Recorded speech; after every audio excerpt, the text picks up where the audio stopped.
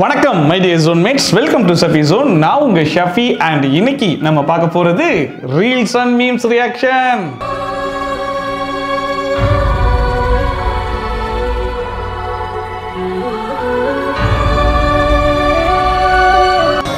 அடுத்த நிமிஷம் நிச்சயமில்லாத வாழ்க்கைங்க முடிஞ்ச வரைக்கும் எல்லாரையும் சந்தோஷப்படுத்தும். சும்மா உட்கார்ந்துருக்காங்களோ பின்னாடி திரும்பி இருக்கிற கேர்ள்ஸை மட்டும் நல்லா ஜூம் பண்ணி காமிக்கிறாங்க. நோட் பண்ணீங்க கேமராமேன். பட்டிருக்கா லாங் ஆன் மடியிலேயே போய் விழுந்திருக்கு. இதுதான் குல்தீப் யாதவோட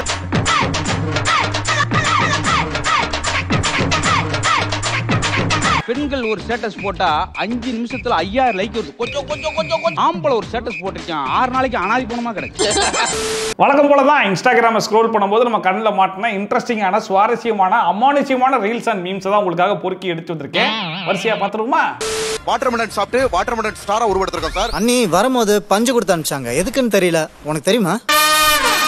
அது எல்லாருக்குமே தெரியும். என்ன பத்தி ஒரு ஜோடிதர் பேசியிருக்காங்க சார். தளபதிக்கு மட்டும் தான் வெறித்தனமான ரசிகர்களை பார்த்திருப்பீங்க. வாட்டர்மெலன் ஸ்டாரோட ரசிகர்களை பார்த்திருக்கீங்களா? வெறித்தனமா கைதட்டுறதோட ஆரவாரத்தோட எந்த மாவட்டம் போனாலும் கிட்டத்தட்ட பெரிய பெரிய ஆக்டர்ஸே ஆடி போய் அசந்து போய் உட்காந்துருக்காங்க சார். இதுக்குதான் பஞ்சு கொடுத்தாங்களா? பஞ்சு எங்க போட்டு தெரியலையே. இது உண்மையே மேடம் சொன்ன மாதிரி கிரக பலன்களா தான் நான் நினைக்கிறேன். வாட்டர்மெலன் ஸ்டாரோட ரசிகர்களை பார்த்திருக்கீங்களா? வெறித்தனமா கைதட்டுறதோட ஆரவாரத்தோட எந்த மாவட்டம் போனாலும்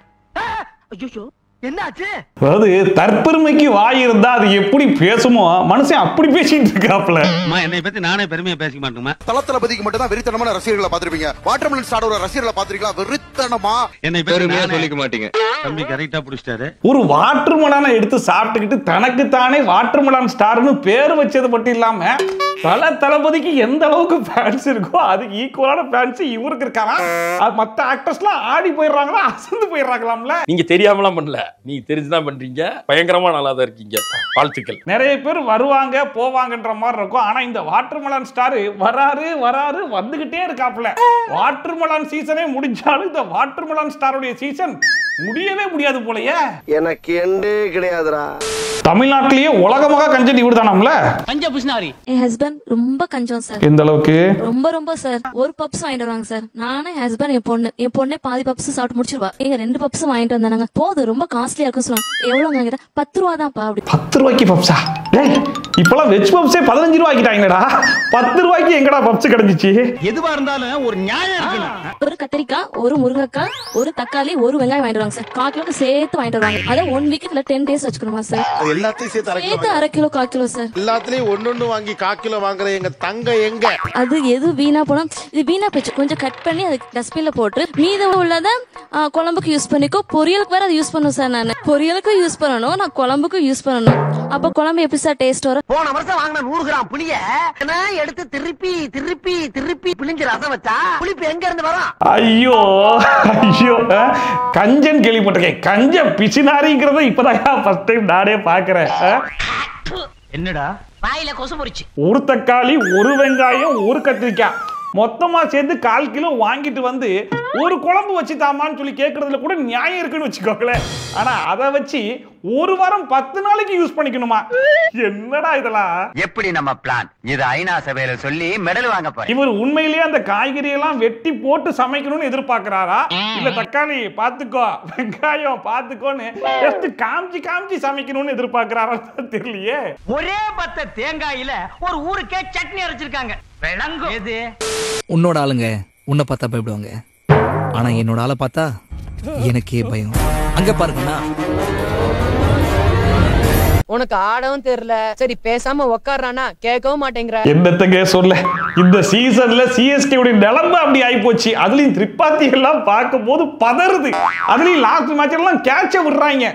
மற்ற பிளேயர்ஸ்க்கெல்லாம் கேட்சை விட்டா சந்தோஷப்படுவோம், திரிபாத்தியுடைய கேட்சை விட்டா நம்மளே கொந்தளிக்கிறோம். டேய் ஏன்டா அவனெல்லாம் கேட்சை மிஸ் பண்றீங்க அப்படின்னு சொல்லிட்டு. பட் ஒரு விஷயத்தை நம்ம புரிஞ்சுக்கணும், சிஎஸ்கே இந்த சீசன்ல ஏன் இப்படி விளையாடுறாங்க அப்படிங்கிறதுக்கு பின்னாடி ஒரு மிகப்பெரிய ரீசன் இருக்கு. அது என்ன ரீசன் அப்படிங்கறத இப்ப நான் ரிவீல் பண்றேன். வாங்க.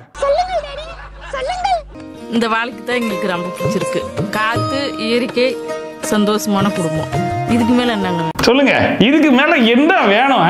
இப்போ வந்து ஐபிஎல் மேட்ச்ல ஒரு டாட் பாலுக்கு 18 மரங்கள் நடுறாங்களாம். அப்ப சிஎஸ்கே ஒவ்வொரு மேட்ச்லயும் வைக்கக்கூடிய டாட் பாலுக்கு எத்தனை மரங்கள், அது பல காடுகள் உருவாகிட்டு இருக்குதான். அமேசான் காடுக்கே டஃப் கொடுக்குற அளவுக்கு பல காடுகள், அதுலயும் தோனிக்குனே தனி ஃபாரஸ்ட் உருவாக்குறாங்களா.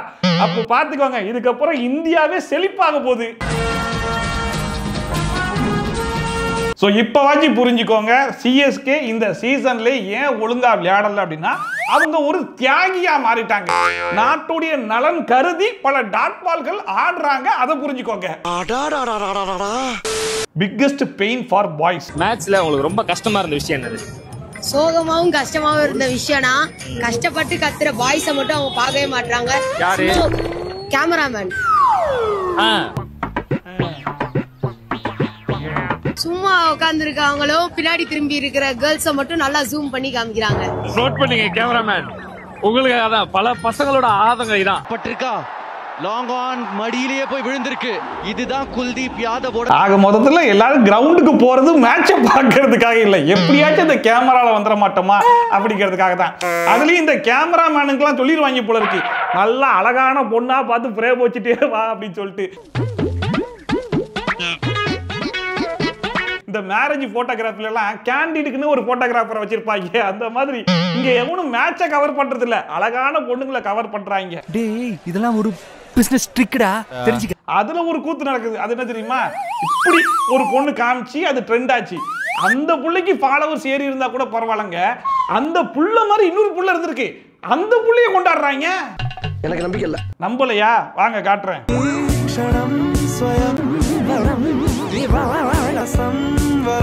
இப்ப நீங்க பாத்தீங்களா ஸ்டார்டிங்ல அந்த புள்ள ஐபிஎல் மேட்ச்ல பார்த்தா அதே புள்ள கிடையாது, அந்த புள்ள மாதிரியே இருக்கக்கூடிய இன்னொரு புள்ள அதே மாதிரி இருக்குதுன்றதுக்காகவே இந்த புள்ளைய ட்ரெண்ட் ஆக்கி விட்டாங்க. இந்த ரீல்ஸுக்கு வந்த வியூஸ் மட்டும் எவ்வளவு தெரியுமா? அடப்பாடா என்னடா வாழ்க்கை. 122 மில்லியன் வியூஸ். நம்ம எல்லாம் எவ்வளவுதான் முக்கி இன்ஸ்டாகிராம்ல வீடியோ போட்டாலும் 122 வியூஸை தாண்ட மாட்டுது, இங்க மில்லியன்ல தான் போகுது. பெண்கள் ஒரு ஸ்டேட்டஸ் போட்டா 5 நிமிஷத்துல 5000 லைக் வருது. ஆம்பளை ஒரு ஸ்டேட்டஸ் போட்டிருக்கான் 6 நாளைக்கு அனாதி பணமா கிடைச்சு.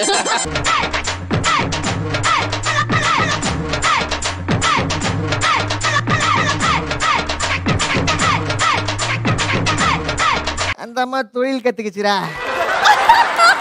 இப்ப அந்த புள்ளைக்கு இருக்கக்கூடிய ஃபாலோவர்ஸ் எவ்வளவு தெரியுமா?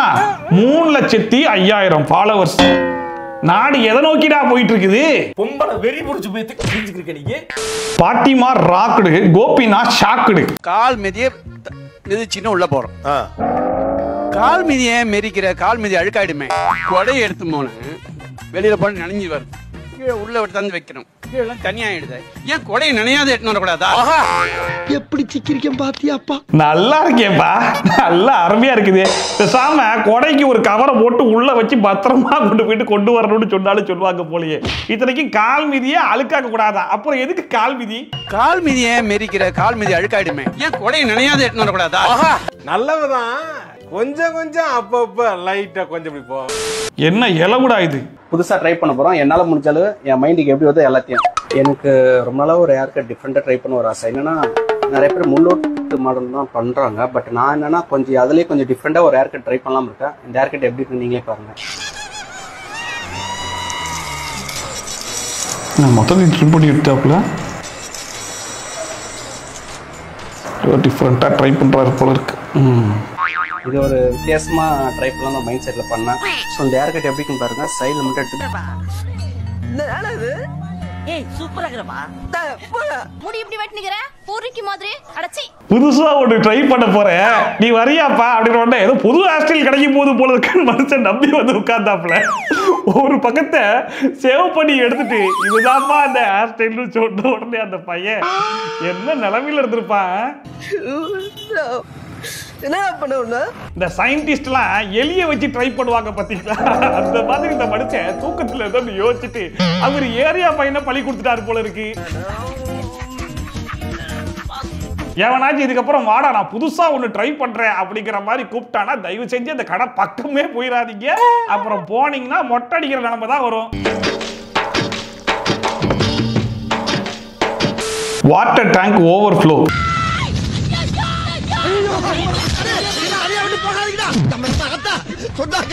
நான் ஊர்ல மான மரியாதையோட வாழ்ந்தாரு என்ன விட்டுருமா அது என்னவோ தெரியல, இந்த மோட்டரை ஆஃப் பண்ணிருப்பா அப்படின்னு சொல்லும் போது நம்ம அதை கான்சியஸா இருப்போம், ஆஃப் பண்ணிடணும். ஆனா கடைசிட்டு இந்த ரீல்ஸ்குள்ள மூழ்கி அது அப்படியே மெய் மறந்து தண்ணி வரும்போது தான் ஐயோ தண்ணி வந்துருச்சான்னு எட்டி பார்க்கும்போது அம்மா வந்துருவாங்க. அது இது வந்து டேங்குக்கு மட்டும் தான் சொல்லி கேட்டீங்கன்னா அதான் கிடையாது. இந்த பாலை பார்த்துக்கோன்னு சொல்லிட்டு போகும்போது கூட இதே சினாரியோ தான். I think she put status story for me. இருப்பா நீங்க இல்ல ரஞ்சித் சார் தோத்துக்கிட்டே இருக்கீடா அசிங்கப்பட்டான் ஆட்டோக்காரன். அதாவது பல ஸ்டோரிகளை பார்த்து அது நமக்காக தான் இருக்குன்னு சொல்லிட்டு நம்மளே தானா போய் தலையை கொடுத்து பார்ப்போம், கிடைச்சு அது நமக்கு இல்லைன்னு உடனே அதிகமா போச்சு குபாரு அப்படிங்கிற மாதிரி பல பேர் ஃபீல் பண்ணிருப்போம். Childhood memories. ஏரியாவில் கொசு மருந்து வண்டி.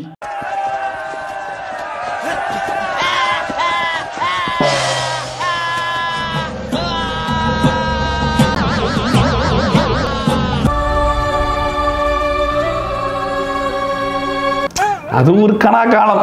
இப்பெல்லாம் கொசு மருந்தை பார்த்தா அப்படி மூக்க மூடிக்கிறது, கதவெல்லாம் அடைச்சிக்கிறது. அந்த டைம்லலாம் தெருவில் போய் ஓடுவோம். அது மட்டும் இல்லாமல் டியூஷன்ல கரண்ட் போயிடுச்சுன்னா அப்படின்னு சொல்லி கத்துவோம். இந்த மாதிரி பல மெமரிஸ் இருக்கு. அதெல்லாம் இந்த காலத்து பிள்ளைங்களுக்கு சொன்னா எங்க புரிய போகுது? உங்க அப்பெல்லாம் அந்த காலத்துல விட்டு. Interviewer, show your skills in Python, my friend.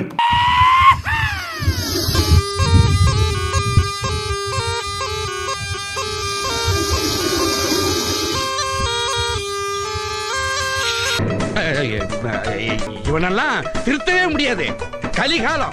இப்படி எல்லாம் போய் இன்டர்வியூல ஒழுங்கா செருப்புகள் அடிக்கிறதுக்குள்ள ஓடி போயிடா அப்படின்னு சொல்லி துரத்தி விட்டுருவாங்க. அதாவது கோடிங்ல பைத்தானை பத்தி சொல்றான்னு சொல்லி கேட்டா இவர் பைத்தான் பாம்பு மாதிரி நடிச்சு காமிக்கிறாப்லையா. ஐ செலக்டா சார். எப்படி எதோட சிங்க் பண்றாங்க பாத்தீங்களா? ஆன் ஸ்பாட் எட்டு விட்டான் பாத்தீங்களா? பொண்ணு பார்க்க போன இடத்துல என் பொண்ணு ரத்த குரூப் ஓ, உங்க பையனுக்கு ஓ குரூப் இருக்குதா அப்படின்னு கேட்டாங்க. அது எங்களுக்கு ஒரே அதிர்ச்சி தான். ஒரு நிமிஷம், அதாவது ஓ குரூப் எதுக்கு கேட்டிருக்காங்கன்னா தவறா எடுத்துக்காதீங்க, நான் சொல்றேன் அப்படின்னு. நாளைக்கு உங்க பையன் போகும்போது அவருக்கு ஏதாவது விபத்து ஏற்பட்டுருச்சு அப்படின்னா எமர்ஜென்சி கிடைக்கிறது வந்து ஓ குரூப் தான் இருக்கும். மெயினா ரொம்ப நான் அப்படியே ஷாக் ஆயிட்டேன். எங்கேதுரா இந்த மாதிரி ஆட்கள் எல்லாம் புடிச்சு கூட்டு வரீங்க? எமர்ஜென்சிக்கு ஓ பாசிட்டிவ் பிளட் தேவைப்படுங்கிறதுக்காக ஓ பாசிட்டிவ் பிளட் இருக்கிற ஆளா பார்த்து கல்யாணம் பண்ணிக்கணுமா? இது என்னடா புது பொருளியா இருக்குது? எமர்ஜென்சி கிடைக்கிறது வந்து ஓ குரூப் தான் இருக்கும். இது என்னடா புது பொருளியா இருக்கு? இப்ப வரைக்கும் பையன் நல்லா சம்பாதிக்கணும், சொந்தமா வீடு இருக்கணும், கார் இருக்கணும்ன்ற மாதிரி எல்லாம் கேட்டிருந்தீங்க. அது வரைக்கும் கூட ஓகே இருந்துச்சு. இப்ப வந்து ஓ பாசிட்டிவ் பிளட்டும் கூடவே இருக்கணும்னு சொல்லி சொன்னா எங்கடா போவாங்க? Life of street dog. நீங்க எதுக்கு டைல்ஸ் கல்லெல்லாம் எடுத்து அடிக்கிறீங்க? அவரை டைல்ஸ் உங்க அக்கா நீ சத்திவேலு 3 பேர் என்ன சேர்ந்து டைல்ஸ் எல்லாம் அடிக்கல. அக்கா அடிச்சாங்க, அது ஒத்துக்கிறேன். நான் டைல்ஸ் தான் தைக்கிறேன். அப்புறம் எப்படி நீ வந்து இதுல போட்டு அடிச்ச சொல்லு? அன்னைக்கு என்ன உதைச்சல்ல. என்னமா திங்க் பண்ணி வச்சிருக்காங்க டேய். அது உண்மையிலேயே வந்து நாய்க்கெல்லாம் வாய் இருந்துச்சுன்னா சொல்வதெல்லாம் சோல போய் உட்கார்ந்து இதே மாதிரி தான் கேள்வி கேட்கும் போலயே. கால தூக்கி அடிக்கிறானுங்க. ஆனா மீம் கிரியேட்டர் சரியான கிரியேட்டிவிட்டிடா. ஹேட்ஸ் ஆஃப் டு யூ டா. ரொம்ப தேங்க்ஸ் மாப்ள. Tell your life in 10 second. 15 நிமிஷம் என்ன தனியா என் கூட யாராவது உட்கார்ந்தாங்கன்னா 3 நாளைக்கு சிரிச்சுட்டே இருப்பாங்க. நினைச்சு அப்படி ஒரு காமெடி. என்ன ஏன்டா இவர் கூட உட்கார்ந்தோம் அப்படின்னு நினைச்சு சிரிப்பாங்களா? என்னன்னு ஒண்ணும் புரியலையே. அதுவும் பாருங்க 3 நாளைக்கு நினைச்சு சிரிக்கிற அளவுக்கு காமெடி பண்ணிடுவாராம். அதுல ஃபர்ஸ்ட் காமெடி இதான் நினைக்கிறேன். 3 நாளைக்கு சிரிச்சுட்டே இருப்பாங்க. நினைச்சு அப்படி ஒரு காமெடி. என்ன அதாவது எங்கேயாச்சும் ஒரு இடத்துல ஒரு நகைச்சுவை பண்ணிட்டு இந்த மாதிரி ஒரு ஸ்டேட்மெண்ட் கொடுக்கறதுல ஒரு நியாயம் இருக்கு. இவருடைய படங்கள்லயும் சரி, இவருடைய இன்டர்வியூலையும் எங்கேயும் மனுஷன் சிரிச்சு கூட பேச மாட்டாப்புல. ஆனா 15 நிமிஷம் கூட உட்கார்ந்தா 3 நாளைக்கு நினைச்சு சிரிக்கிற அளவுக்கு காமெடி பண்ணுவாராம். எப்பேற்பட்ட காமெடி பாருங்க. நாம பண்ணலாம் டிஸ்கோவுக்கு போகலாம் ஓட்காவ போடலாம் ஓடி பாடி ஆடலாம் ஆல்ரெடி நேரமாச்சு பப்பும் தானே மூடி போச்சு வேர் இஸ் த பார்ட்டி அட உங்க வீட்ல பார்ட்டி. எஸ், ஆக்டர் ஸ்ரீவுடைய ரீசன்ட் வீடியோஸ் தான் இப்போதைக்கு பயங்கர வைரலா போயிட்டு இருக்கு. நிறைய பேர் கண்டிப்பா பார்த்திருப்பீங்க.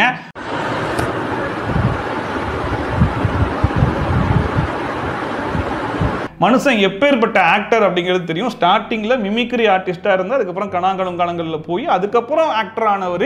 அவருடைய படங்கள் எல்லாமே ஹிட். மாநகரம் வந்து இப்போ லேட்டஸ்டா வந்து இருக்கப்பட்டு படம் வரைக்குமே செம்ம ஹிட் தான். நான் எங்க போகணும்னு எனக்கே தெரியாது. பட் ரீசெண்டா அவர் வந்து நிறைய ஏமாத்திட்டாங்க அவரை. அதனால ஒரு டிப்ரெஷன் ஸ்டேட்குள்ள போய் இந்த மாதிரி வீடியோஸ் போட்டுக்கிட்டு இருக்காங்க அப்படிங்கிற மாதிரி சொல்றாங்க.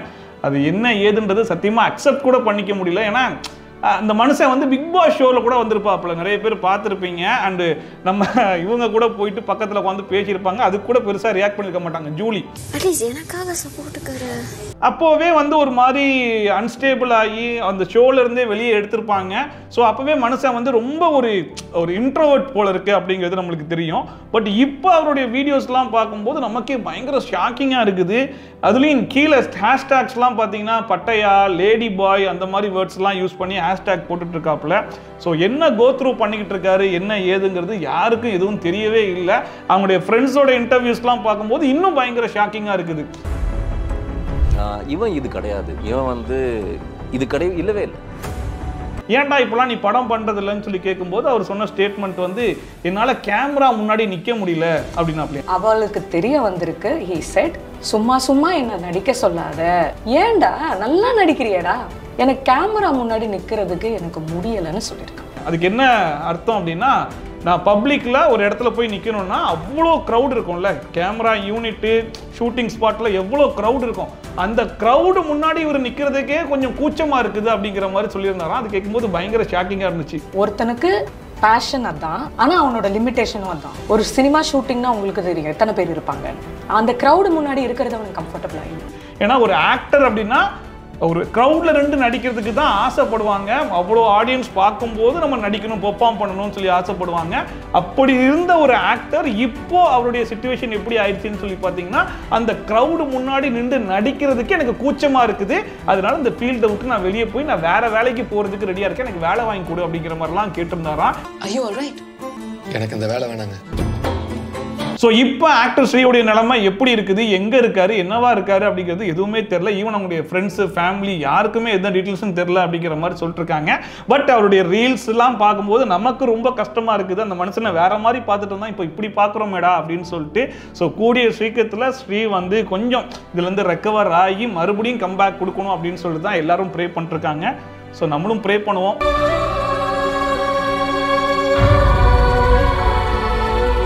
ஸோ அவ்வளோதான் இன்னைக்கு வீடியோ. இன்னைக்கு இந்த வீடியோ பார்த்து கொஞ்சம் என்ஜாய் பண்ணியிருப்பீங்க நம்புறேன். ஒருவேளை நீங்கள் என்ஜாய் பண்ணிங்க மறக்காம கமெண்ட் செக்ஷனில் சொல்லுங்க. இதே மாதிரி ட்ரோல்ஸ் அண்ட் ரிவ்யூஸ்லாம் எனக்கு கண்டிப்பாக பார்க்கணும்னு நினச்சிங்கன்னா மறக்காம சப்ஸ்கிரைப் பண்ணிட்டு பக்கத்தில் இருக்க பெல் ஐகானை டான் தட்டி விட்டிங்கன்னா நான் போடுற வீடியோ நோட்டிஃபிகேஷன் டான் டைமுக்கு வந்து சேர்ந்துடும். ஸோ மீண்டும் இது மாதிரி சூப்பரான வீடியோட, சூப்பரான ரிவ்யூட, சூப்பரான ட்ரோலோட உங்களை சந்திக்கிறேன். தன் by friend shoppy, Tata, bye and take care.